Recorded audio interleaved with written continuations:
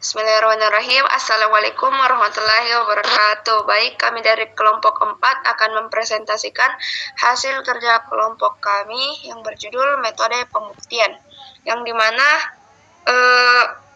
saya atas nama Dewianti Anissa Swangga dengan NIM 60201240004, Muhammad Farhan Nazwarul Fadil dengan NIM 60201240057, dan BC Gustina dengan NIM 60201240080.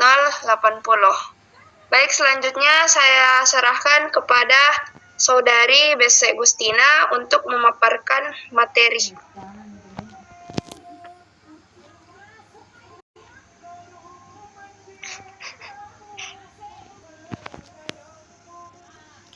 Baik, jadi materi pertama yaitu tentang pendahuluan. Mengapa pembuktian matematika itu penting?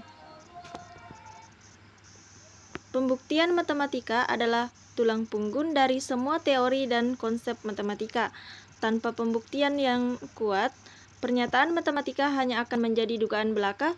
Pentingnya pembuktian terletak pada kemampuannya untuk, yang pertama, untuk menjamin kebenaran mutlak. Pembuktian memastikan bahwa suatu pernyataan matematika benar dalam setiap kondisi yang relevan, tidak hanya dalam kasus-kasus tertentu. Yang kedua, membangun pemahaman. Proses pembuktian membantu kita memahami mengapa suatu pernyataan itu benar, bukan hanya sekedar mengetahuinya. Yang ketiga, mengembangkan pemikiran logis. Pembuktian melatih kemampuan berpikir logis dan analitis yang sangat berharga dalam berbagai bidang. Yang keempat yaitu mendorong penemuan baru. Pembuktian yang akan jadi dasar untuk eksplorasi dan penemuan konsep matematika yang lanjut. Next.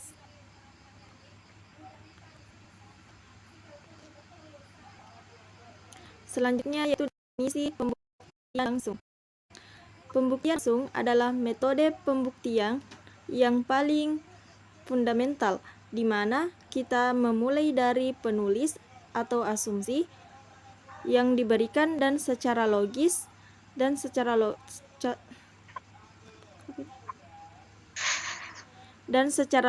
menarik kesimpulan yang diinginkan melalui rangkaian dedukasi langsung. Setiap langkah dalam pembuktian harus didasarkan pada definisi, aksioma atau teorema yang telah terbukti sebelumnya. Ini adalah pendekatan jika P maka Q, di mana kita menunjukkan bahwa Q harus benar jika P benar. Metode ini seringkali merupakan cara paling intuitif yang membuktikan pernyataan karena ia mengikuti alur pemikiran yang searah dengan awal hingga akhir. Next.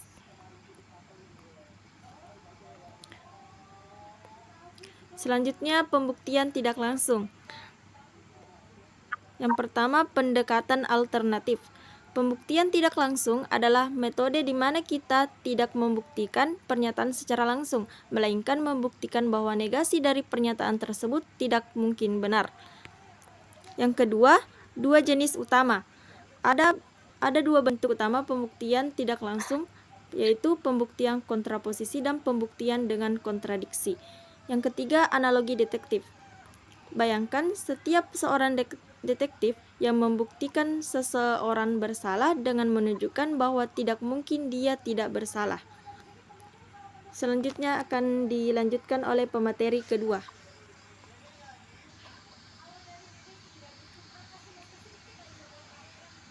Baik, terima kasih atas kesempatannya. Di sini saya akan melanjutkan mengenai pembuktian kontraposisi dan kontradiksi. Nah, pembuktian kontraposisi ini untuk membuktikan pernyataan jika P maka Q. Kita membuktikan ekivalensinya, yaitu jika bukan Q maka bukan P.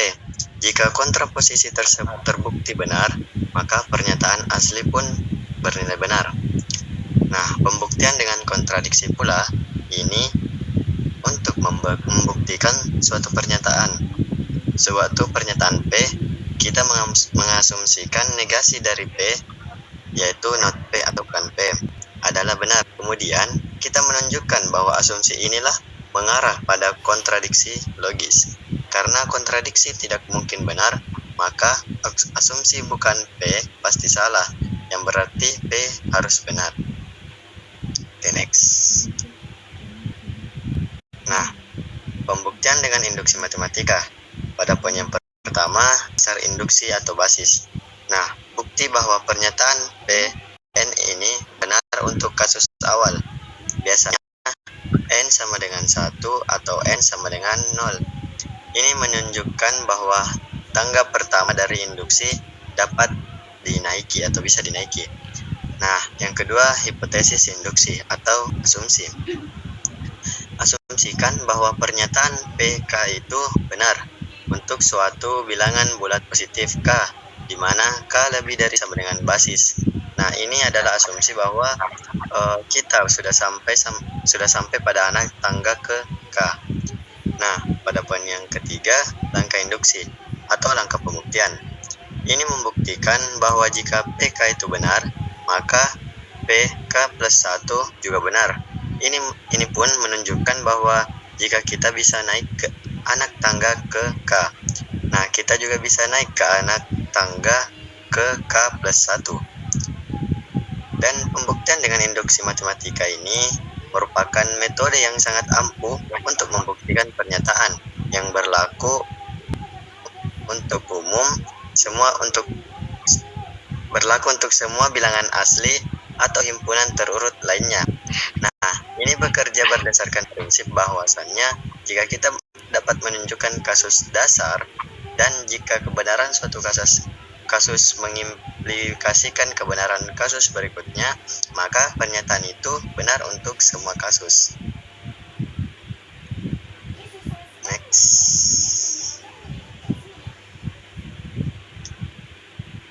Dan adapun pembuktian eksistensi dan konstruktif. Nah, yang pertama yaitu pembuktian eksistensi.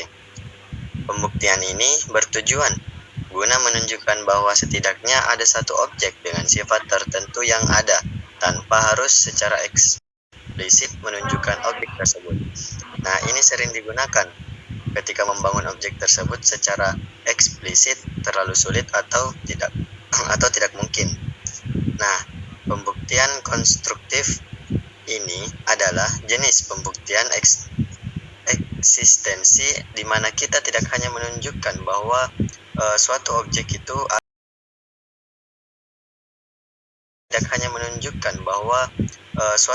itu ada, tetapi kita juga ini menyediakan metode atau algoritma untuk secara eksplisit membangun atau menemukan objek tersebut.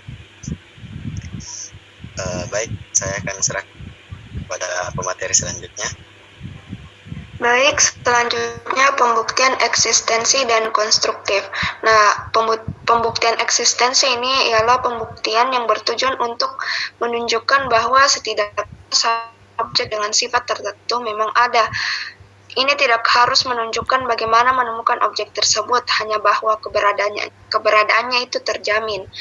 Adapun pembuktian konstruktif adalah jenis pembuktian eksistensi di mana kita tidak hanya menunjukkan bahwa objeknya itu ada, tetapi juga memberikan metode atau algoritma eksplisit untuk membangun atau menemukan objek tersebut.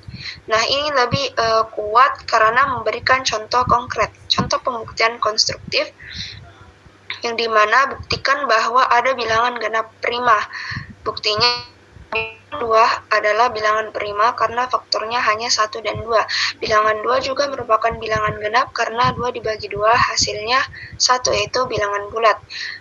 Yang ketiga itu karena kita telah menemukan bilangan yaitu 2 yang memenuhi kedua kriteria yaitu prima dan genap, maka eksistensi genap prima telah terbukti secara konstruktif.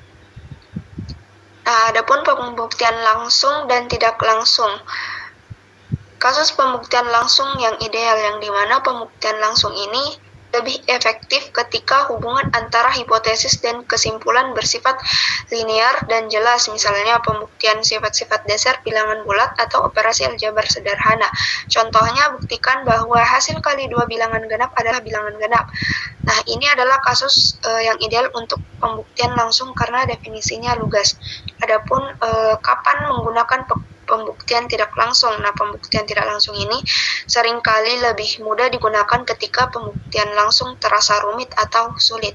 Nah, ini sangat berguna ketika kesimpulan yang ingin dibuktikan berbentuk negasi atau melibatkan pernyataan tidak. Contohnya, buktikan bahwa jika N2 adalah genap, maka N adalah genap. Menggunakan kontraposisi jika N ganjil, maka N2 ganjil. Akan lebih mudah daripada langsung menangani sifat bilangan genap pada N2. Baik, kesimpulan dari presentasi ini yaitu pentingnya pembuktian matematika, yang dimana pembuktian matematika ini adalah esensi dari pemikiran logis dan analisis kritis. Nah, ini memberikan kepastian mutlak dalam kebenaran suatu pernyataan yang tidak ditemukan dalam ilmu empiris lainnya. Apapun metode yang beragam, kita telah menjelajahi berbagai metode pembuktian, yaitu pembuktian langsung dan tidak langsung, yaitu kontraposisi dan kontradiksi, induksi, serta eksistensi, yaitu konstruktif dan non-konstruktif. Nah, tiap metode memiliki kekuatan dan aplikasi sendiri yang bersifat masalah dihadapi. Kunci dalam pembuktian itu adalah memilih metode yang paling efisien dan jelas untuk suatu masalah tertentu. Pemahaman yang mendalam tentang setiap metode akan meningkatkan kemampuan kita dalam memecahkan masalah matematika yang kompleks. Nah, dengan menguasai seni pembuktian, kita tidak hanya menjadi ahli matematika yang lebih baik, tetapi juga pemikiran yang lebih logis dan analitis dalam setiap aspek kehidupan. Baik, itulah dia presentasi dari kami. Semoga apa yang disampaikan dapat memberi manfaat dan pengetahuan bagi audiens dan penonton. Baik, syukron. Wassalamualaikum warahmatullahi wabarakatuh.